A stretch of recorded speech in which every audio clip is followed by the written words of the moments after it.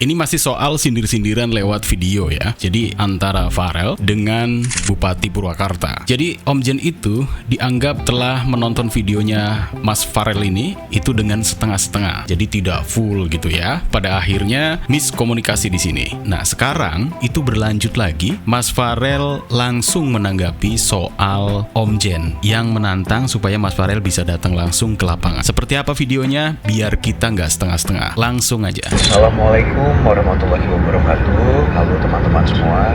Semoga kalian berada dalam keadaan yang sehat dan juga bahagia. Perihal isu yang sedang ramai digoreng saat ini, saya hanya ingin meluruskan bahwa tidak ada sedikit pun di dalam video saya bahwa saya kontra terhadap sebuah kebijakan yang ada di dapil saya. Jadi saya anjurkan teman-teman semua kalau melihat video atau menerima pesan dibaca secara keseluruhan. Oleh karena itu, saya sangat mengapresiasi upaya pemerintah daerah untuk menerapkan kedisiplinan dan juga akhlak yang mulia untuk pendidikan karakter siswa-siswi yang sedang mengalami masalah perilaku. Pada prinsipnya, saya hanya ingin menyuarakan suara mereka yang memiliki pandangan berbeda mengenai program yang ada di dapil saya. Ambil saja itu sebagai bahan pertimbangan. Koreksi dan sempurnakan programnya.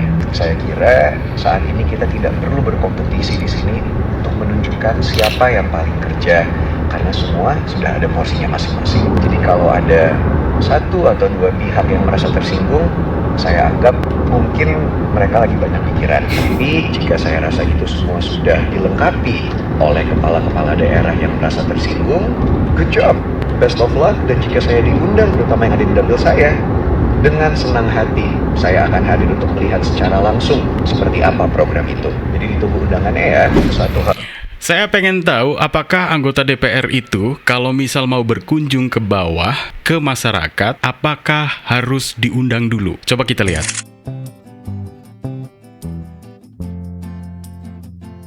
Lagi teman-teman, saya hanya ingin mengingatkan kita semua di sini sudah menjadi pelayan masyarakat. Apapun lini dalam trias politikanya, baik kita di eksekutif, di legislatif, ataupun di judikatif. Saya sebagai anggota DPR RI memiliki tupoksi saya, salah satunya adalah mengawasi jalannya pemerintahan, baik pemerintah pusat ataupun sampai ke pemerintah daerah.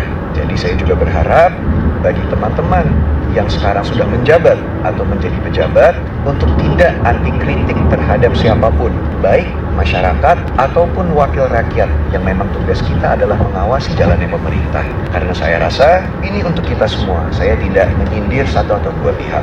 Sebagai pelayan masyarakat, kita harus siap dikritik.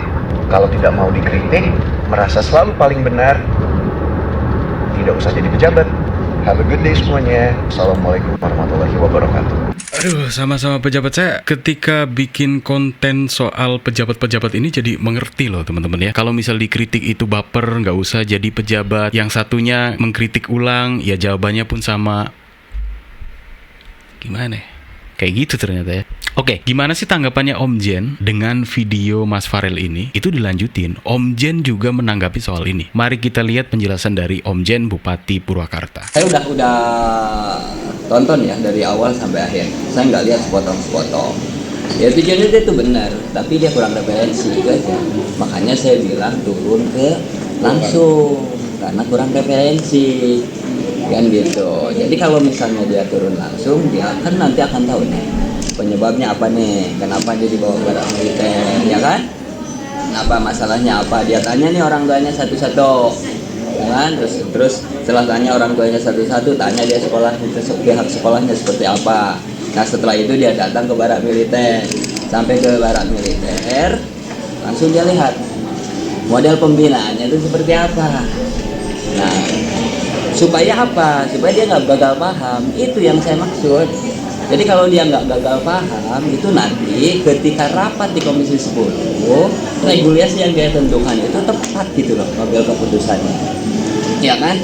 Jadi jangan dikira saya baca itu sepotong-sepotong. Enggak, saya udah simak dari awal.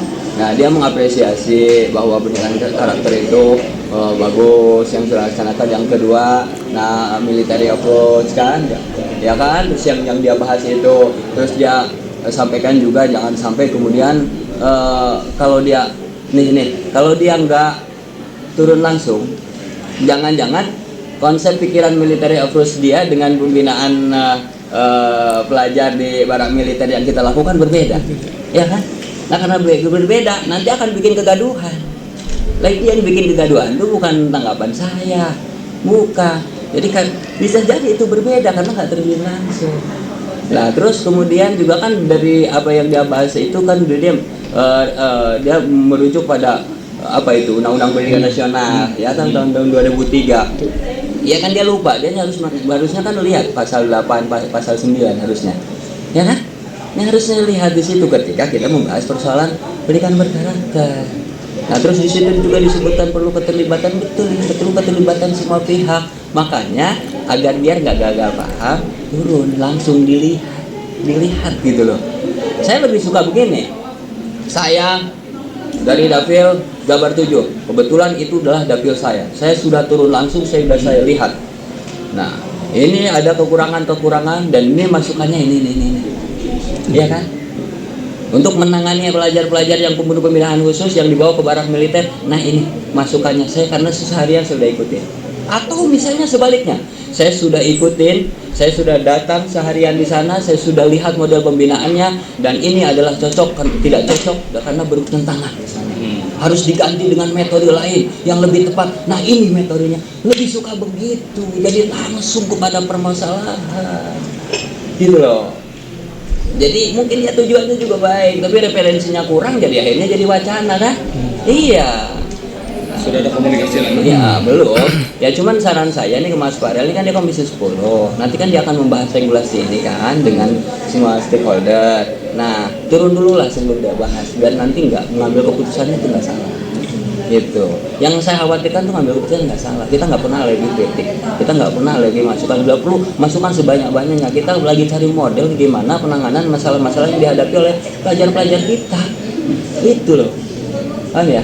Ya. Kalau mengenai masalah izin dari orang tua kan semua sebelum dimasukkan sudah ada izin orang tua. Izin makanya. Jadi ketika bicara ada orang tua yang kemudian mengkhawatirkan terhadap pro kontra, ya kan? Ya kan? Nah orang tua yang mana? Jadi nanyanya sama orang tua yang langsung menitipkan dong, bukan orang tua yang mengamati. Jadi kalau orang tua yang hanya mengamati, itu nanti akan jadi wacana itu khusus saya. Coba kalau tanya sama orang tuanya, Bapak dipaksa nggak? Ibu dipaksa nggak? Ibu nitipin nggak? Oh ternyata dia dipaksa. Nah itu jadi masalah, ya kan? Baru nanti itu menjadi salah satu hal yang harus kita tangani. Misalnya seperti itu gitu loh. Jadi jelas, bangsa ini kita ini butuh langsung gitu loh. Bangsa penanganan yang langsung, bukan hanya sekedar wacana gitu. Tapi kita juga maklum kalau kita juga jadi beliau, misalnya kita melihat dari kejauhan ketika ada yang ditanya tentang misalnya bagaimana tentang isu yang saat ini terjadi tentang pendidikan karakter yang dilakukan oleh Purwakarta dan Jawa Barat, pasti bicaranya begitu. Ya saya setuju, tapi jangan sampai military approach ini begini kan gitu. Karena jangan sampai nanti pendidikan ini akan hanya membuat generasi yang keras, bukan generasi yang tangguh misalnya kan, jadi seolah-olah akhirnya jadi military approach itu jadi perpeloncoan gitu loh kasarnya pengertiannya. Jadi saya sudah baca tuh, sudah lihat. Jadi kalau misalnya ada netizen ngomong itu jangan sepotong-sepotong, saya sudah baca. So tafsir dari kalimat-kalimat itu sudah tahu. Bahkan saya itu lihat ketika dia ngomong A terus visual yang ditampilkannya saya lihat kok. Yang ditampilkan diantaranya yang dibina di Purwakarta. Tapi jadi kan kesannya yang ditampilkan di Purwakarta ini kemudian yang itu cuma physical approach gitu loh.